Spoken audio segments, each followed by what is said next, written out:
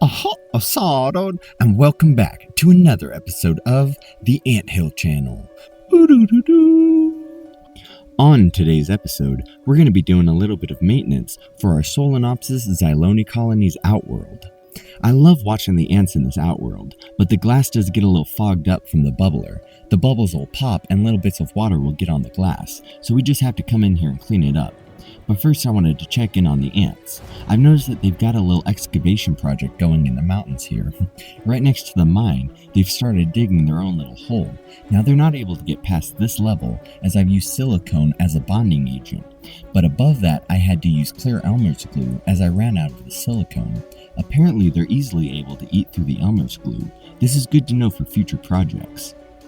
Now looking at the water area, sometimes I'll notice that an ant will fall in. We just have to get them out with a small paintbrush. We can put them on the bridge so they can dry off. They'll run off and they're just fine. See, ants don't have lungs like us. They breathe air through small holes on their body called spiracles. So ants can actually hold their breath for 24 hours, but they never have to wait that long. I'm always in and out of here checking on them. And I'd say in the water area, I may find 10 floating ants a week. This is not bad numbers considering there are hundreds in this tank. Alright, and with the ants saved, let's go ahead and clean the glass.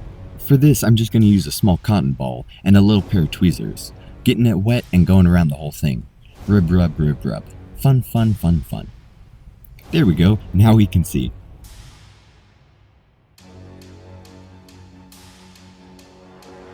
Let's move over to the right here. We have a crane set up. Now when I installed this, I had made this crane specifically so that it could actually be used. Maybe not well, but we can use it.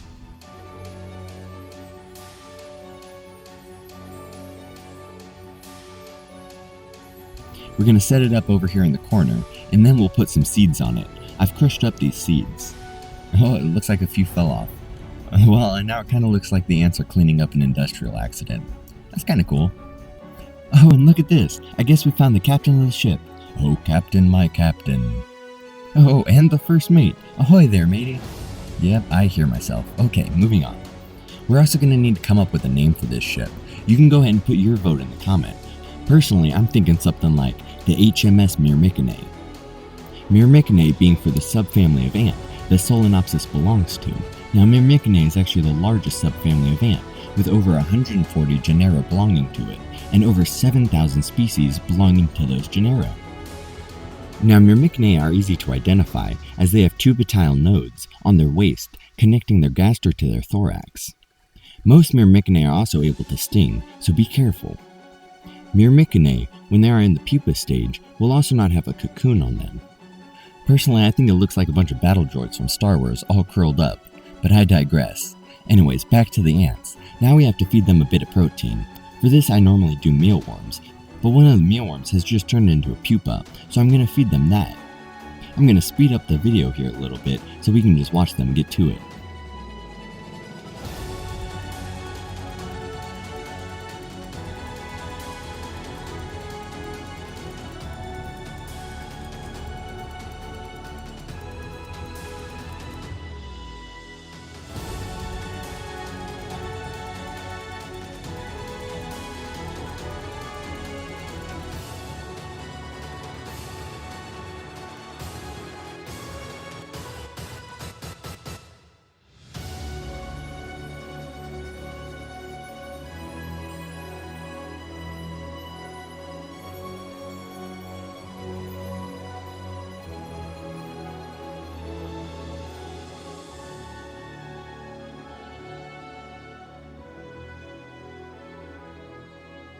Man, I love watching them eat. They're so ferocious.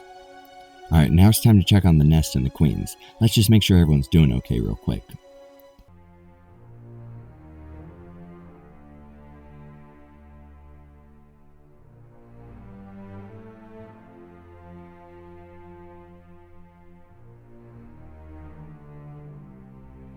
Wow, alright, I'm seeing lots of larvae and brood. This is really good.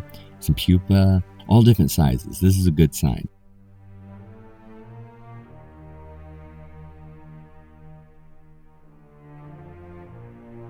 Let's see if we can find a queen. Alright, and there we go, there's our queen. Alright, there's a few queens in here. Now this colony is actually polygenic, meaning they can have more than one queen. This colony has 10 right now.